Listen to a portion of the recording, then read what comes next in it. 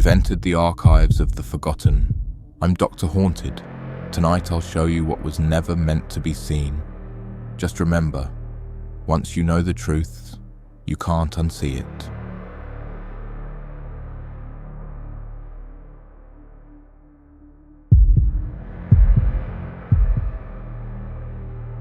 I've worked hospital security for 12 years. Night shift always. The pay's better, and I prefer the quiet. Most nights are routine, checking doors, escorting late-night visitors, responding to the occasional disturbance. St. Margaret's is an old hospital built in the 1930s with numerous renovations and additions over the decades. Officially, it has 12 floors, but there's a 13th floor, not listed on any directory, not accessible by the main elevators, and officially designated as mechanical storage. The thing is, there's nothing mechanical stored there. My third year on the job, I was training a new guard named Alicia. During our rounds, she asked about the service elevator that required a special key. "Where does it go?" she asked. "13th floor," I said. "Don't worry about it. We don't patrol there." Her face scrunched in confusion.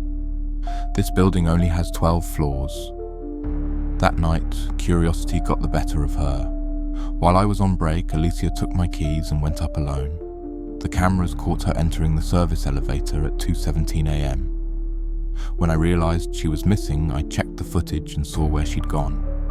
I called my supervisor immediately.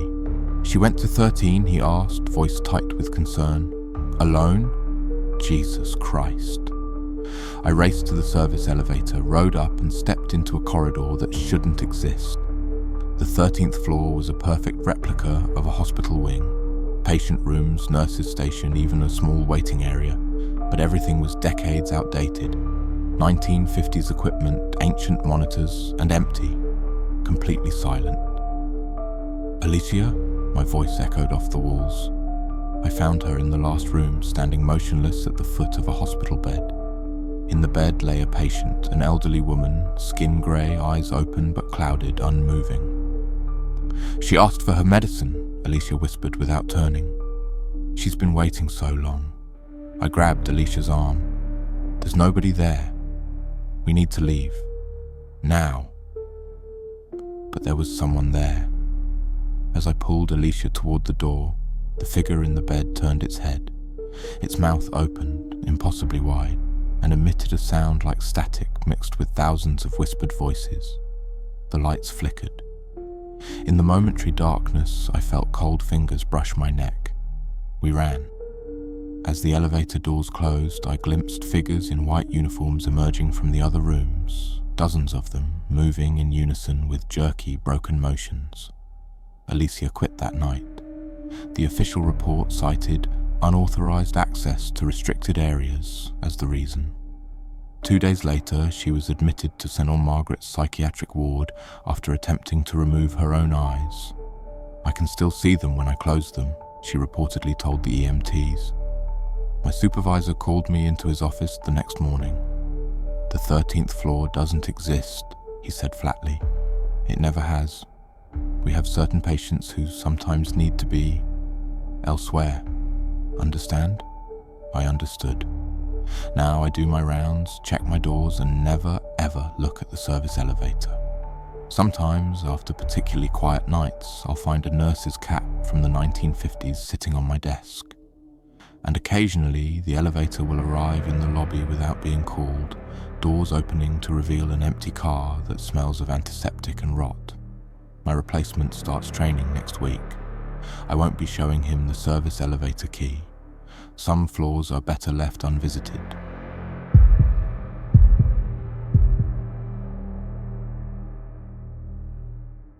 I worked the overnight shift at KDRM, a small radio station in rural Montana. From midnight to 6 a.m. I was alone in the station, just me, the equipment, and whatever callers might phone in with requests. The station was housed in an old converted farmhouse miles from town. Most nights were quiet, maybe 3 or 4 callers throughout my shift. I'd play their songs, read weather updates, and fill airtime with pre-selected playlists. 3 months into the job, I began receiving calls from the same person each night at exactly 3:33 a.m. The voice was always distorted, like they were speaking through something mechanical. "Play track 17, the caller would request. But our system didn't organize music by track numbers. I explained this repeatedly. The caller would simply hang up. After 2 weeks of this, I mentioned it to my manager. "Track 17, she repeated, face suddenly pale. "Don't play it. Whatever you do." She wouldn't elaborate, just made me promise. So I kept refusing the caller night after night. Then came the power outage. Severe thunderstorms knocked out electricity across the county. The station's backup generator kicked in, but our computer system rebooted, revealing a different interface, older, more primitive, with tracks organized numerically. And there it was, track 17. No artist name, no title, just 17 in flickering green text. At exactly 3:33 a.m., the phone rang. "Play track 17, said the voice, somehow clearer tonight. "Who is this?" I demanded. "Why this specific track?" "Because I'm still there," the voice replied. 17 minutes, that's how long it took me to die. Play it, and I'll show you." I hung up, hands shaking. The phone immediately rang again. "The record's still there. It has to be played. I need someone to hear." Against every instinct, I pulled up track 17 on the screen. The timestamp showed it was exactly 17 minutes long. "What will I hear?" I asked. "The truth," the voice whispered.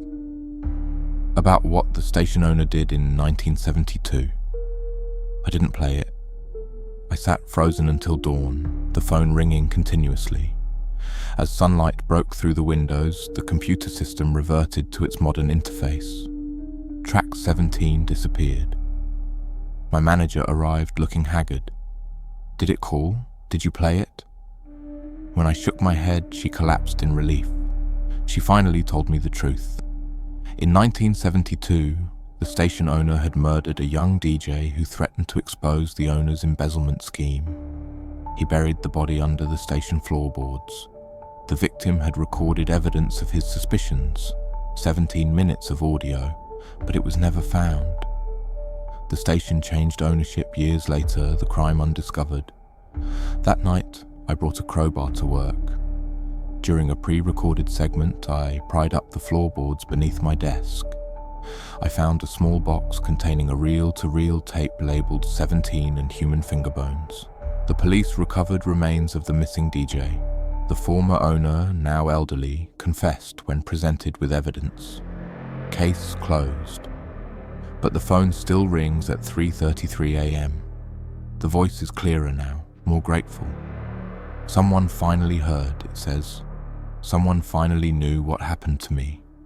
I've submitted my resignation. My final shift is tonight.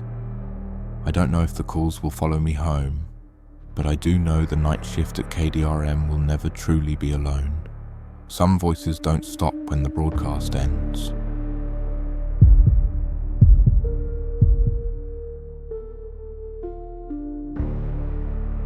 I've been a night shift nurse at Greenwood Medical Center for 7 years. We have a saying on the overnight shift: nothing good happens after 2 a.m.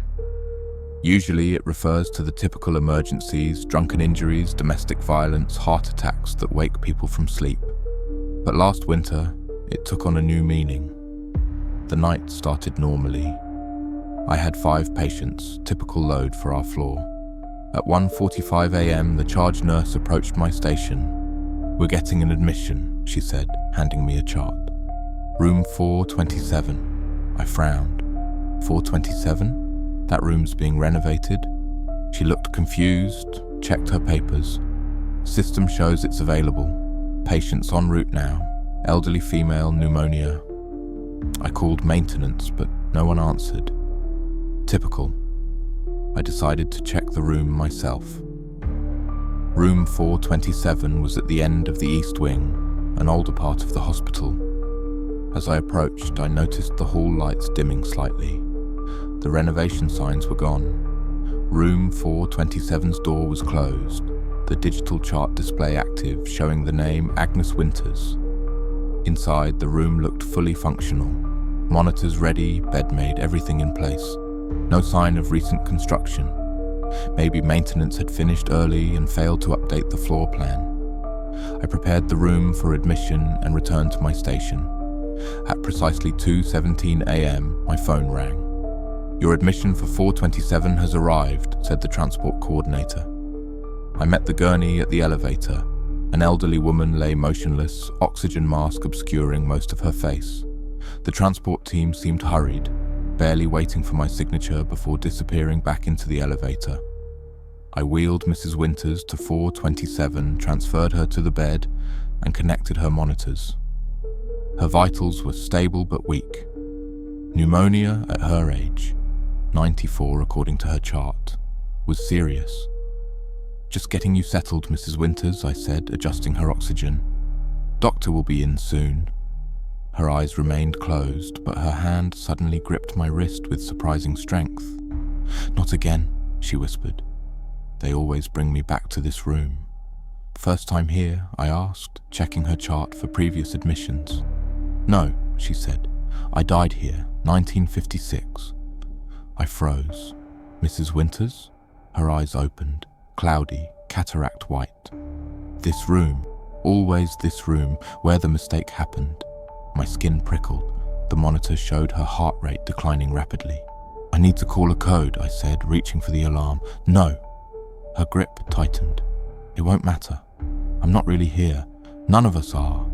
The lights flickered. When they stabilized, Mrs. Winters looked different.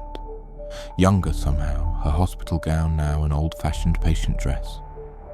"What happened in 1956? I managed to ask. "Medication error. Wrong patient, wrong medication. 5 of us died before they realized. They covered it up. Every year on the anniversary, we return. We're admitted. We die again. Over and over." The monitor flatlined. I hit the code button, started compressions. No response. The code team never arrived. When I ran to the nurse's station, everyone was busy, unhearing as I shouted for help. It was like I was invisible. I returned to 427. The room was empty, no patient, no equipment, just dust-covered tarps and construction materials. My heart nearly stopped when I saw the small brass plaque beside the door I hadn't noticed before.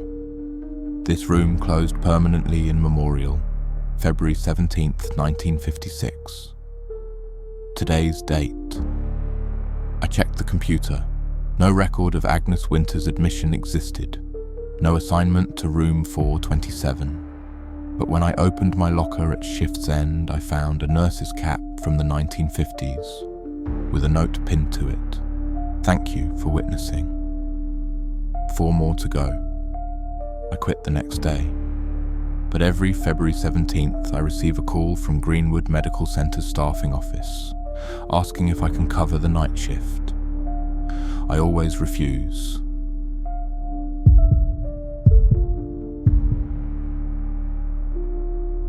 The Oakmont Museum of Natural History is impressive by day. 4 floors of exhibits, research labs and storage facilities housing artifacts from around the world. By night, when I patrol its empty halls, it's a different place entirely. I took the night watchman position 6 months ago. The pay was decent, the job description straightforward, hourly rounds, monitoring security cameras, reporting any disturbances. The previous watchman had left suddenly, no explanation given. "Don't go into the basement archives after midnight," my supervisor instructed during training. "Those motion sensors are faulty, always triggering false alarms. We're getting them replaced next quarter." For 3 months, everything was routine. Then the dreams started. Vivid nightmares where I wandered the basement archives while something watched from the shadows. I'd wake gasping, sheets soaked with sweat. The basement motion alarms began triggering nightly at exactly 2:17 a.m. Protocol required investigating all alarms, but remembering my instructions, I simply reset them from the security office. After 2 weeks of this, curiosity overcame caution. I decided to check the basement myself. The archives were climate-controlled storage for artifacts not currently on display. Rows of metal shelving, sealed crates, specimens in preservation fluid. My flashlight swept the aisles as I moved deeper into the room. Nothing seemed disturbed, but the air felt thick, charged somehow. At the back wall, I discovered a door I hadn't noticed during my orientation tour. Heavy steel with an electronic keypad lock. No signage, no markings. The next day, I asked the curator about it casually. Storage, she said dismissively. Very old specimens, nothing interesting. But that night, checking the security camera footage from previous alarm triggers, I noticed something odd. At exactly 2:17 a.m. each night, the basement camera would pixelate for 3 seconds. When the image cleared, the unmarked door would be ajar, just slightly. By the time I'd arrived to investigate, it would be closed again.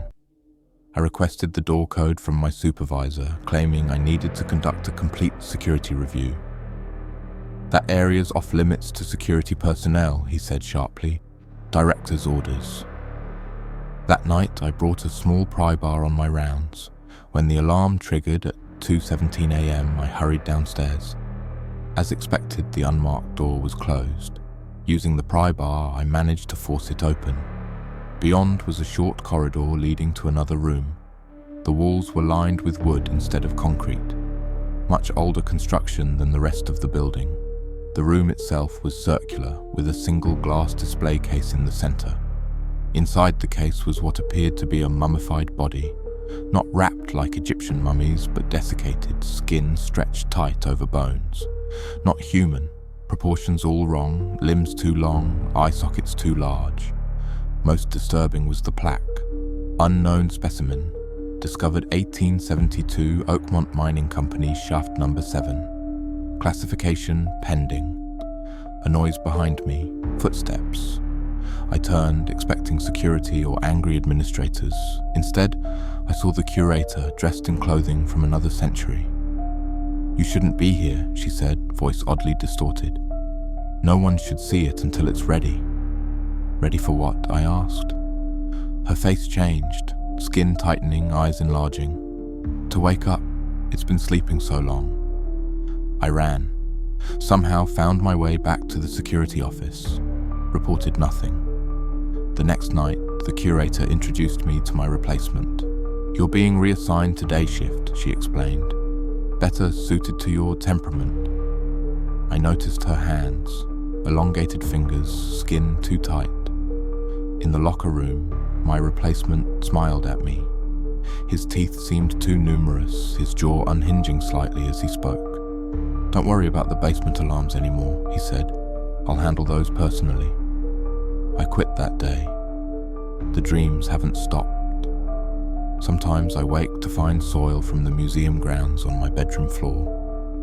And last week I received a museum newsletter announcing a new exhibit opening next month. The Sleeping Ones, Oakmont's Underground Discoveries.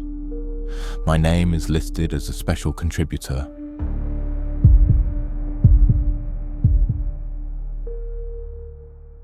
I've been driving long-haul trucks for 20 years, crossing America's highways in the dead of night when most people are safely tucked in bed. You hear stories on the CB radio, ghost riders, phantom hitchhikers, trucks that vanish in plain sight. I dismissed them as bored drivers spinning yarns to stay awake, until I found exit 55. It wasn't on my route map, but after 17 hours straight on a desolate stretch of Nevada highway, I needed fuel and coffee. When I saw the exit sign gleaming in my headlights, last service is 100 miles, I took it. The truck stop appeared ordinary enough. Gas pumps, a brightly lit diner, a handful of rigs parked in the lot. The place was called Midnight Mile Rest Stop. Quaint name, I thought. Inside the diner, a few truckers hunched over coffee cups at the counter.